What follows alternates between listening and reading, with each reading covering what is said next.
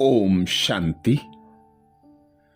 हम अपनी रोजमर्रा की जिंदगी में अनेक कार्य करते हैं। जिन कार्यों में सफलता मिलती है उन पर हम अपना हक जताते हैं, और जिन कार्यों में हमें असफलता प्राप्त होती है हम उसकी असफलता का कारण ईश्वर को बता देते हैं। हम अनेक बार अपने भाग्य को दोषी ठहराते हैं, तो भाग्य का दोष भी हम उसी भगवान पर थोप देते हैं, जबकि स्वयं भगवान ने हमें ऐसा प्राणी बनाया जिसके पास बुद्धि है, मन है, अपने संस्कारों की रचना करने की शक्ति है। अर्थात अपना भाग्य हम स्वयं लिखने वाले हैं। भाग्य रूपी वृक्ष की कलम हम खुद लगाते हैं, बीज हम खुद बोते हैं। भाग्य का बीज क्या है? हमें ईश्वर ने भाग्य बनाने के लिए जो विशेष बीज दिया है, उस बीज को यदि हम जान लें तो हम अपना भाग्य उज्जवल बना सकते हैं, स्वयं को ऐसा भाग्यशाली बना सकते हैं कि हर कार्य में हमें सफलता प्राप्त हो, हम सदा खुश रहें, संतुष्ट रहें, सुख शांति का अनुभव करें। तो सबसे पहली बात भाग्य विधाता भगवान को कहते हैं।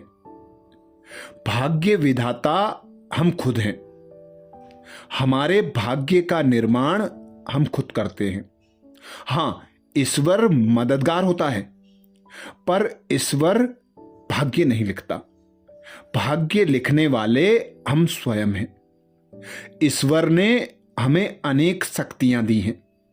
हम उन शक्तियों को जान लें, उन शक्तियों का सही रीति से विधि विधान से प्रयोग करें, तो हम अपने भाग्य की कलम श्रेष्ठ लगा सकते हैं। अब हम जाने भाग्य का बीज क्या है। भाग्य का बीज है संकल्प। आपने सुना होगा, संकल्प द्वारा सृष्टि की रचना होती है। ब्रह्मा ने संकल्प द्वारा नई सृष्टि की रचना की थी।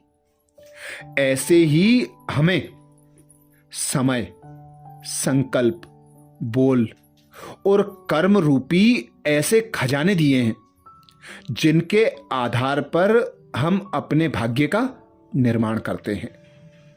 तो सबसे पहली बात बीज। बीज जब हम बोते हैं तो हमें उस बीज का वृक्ष प्राप्त होता है। वृक्ष हमें उस बीज का फल प्रदान करता है। ऐसे ही अपने भाग्य का बीज हम अपना संकल्प बना लें। संकल्प बीज है। जब हम संकल्प रूपी बीज श्रेष्ठ करते हैं, दृढ़ करते हैं, शक्तिशाली संकल्प होता है, तो शक्तिशाली कलम लगती है, श्रेष्ठ कलम लगती है। उसमें फल भी श्रेष्ठ लाभदायक प्राप्त होता है। तो सबसे पहली बात हुई संकल्प रूपी बीज, अर्थात हमारा मन। हमारे मन में हम दिन भर में अनेक संकल्प रचते हैं। कई प्रकार के विचार अपने मन में हम स्वयं उत्पन्न करते हैं। यदि हम चाहें तो अपने मन को शांत भी कर सकते हैं। कुछ देर के लिए एक शांत स्थान पर बैठ जाएं और कोई विचार ना आने दें, और कभी हम किसी व्यर्थ बातों की जगह पर चले जाएं और उन बातों को बार बार सोचने लगें, तो अनेक संकल्प आएंगे।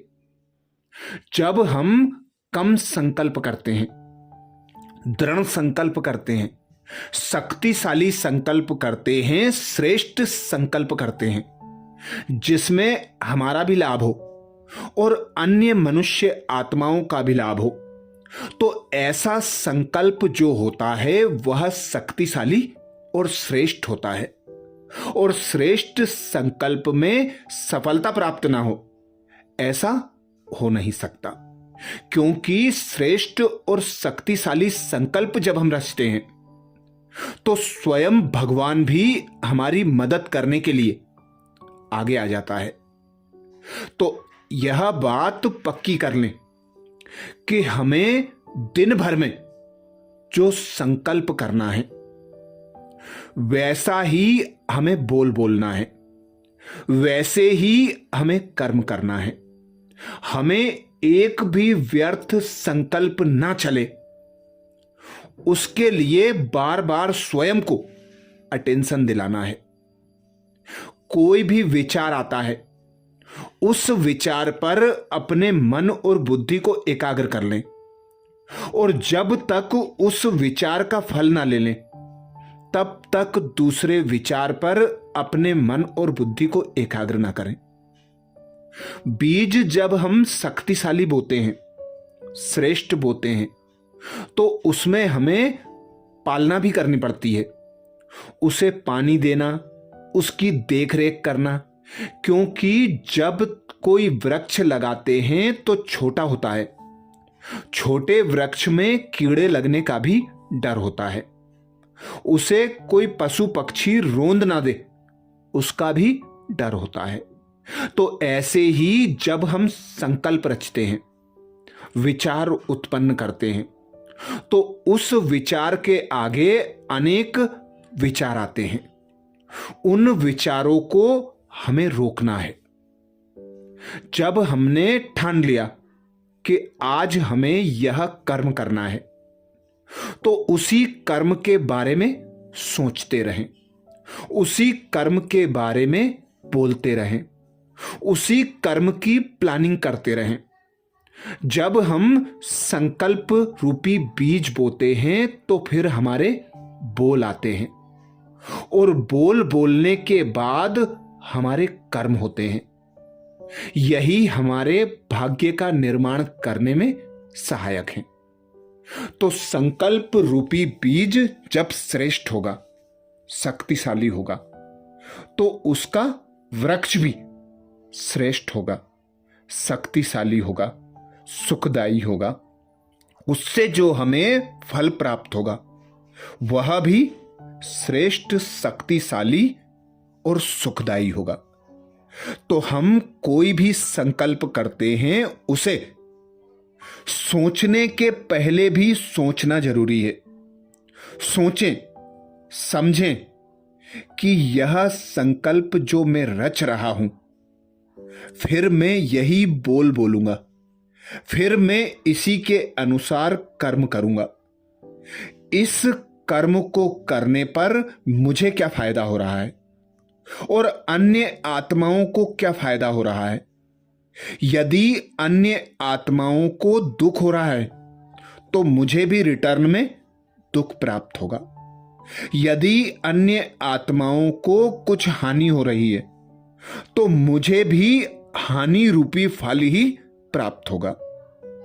तो ऐसा संकल्प जिसमें सभी का कल्याण हो, सभी का फायदा हो, सभी को सुख की प्राप्ति हो, सभी को शांति मिले, सुख शांति से भरा जो संकल्प होगा, बोल भी फिर सुख और शांतिदायक होंगे, कर्म भी सुख और शांति देने वाला होगा। सफलता उस कर्म में प्राप्त होगी तो हमें फल भी सुख शांति रूपी फल प्राप्त होगा। तो संकल्प बीज है हमारे भाग्य का। श्रेष्ठ भाग्य बनाने के लिए श्रेष्ठ संकल्प रूपी बीज रचे, श्रेष्ठ बोल बोले, श्रेष्ठ कर्म करें। यही हमारे श्रेष्ठ भाग्य का आधार है। अच्छा, ओम शांति।